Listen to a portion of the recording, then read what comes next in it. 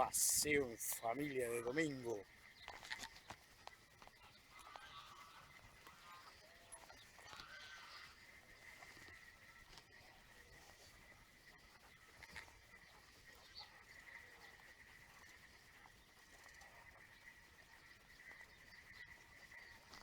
Ni el loro, solo yo y mis perros.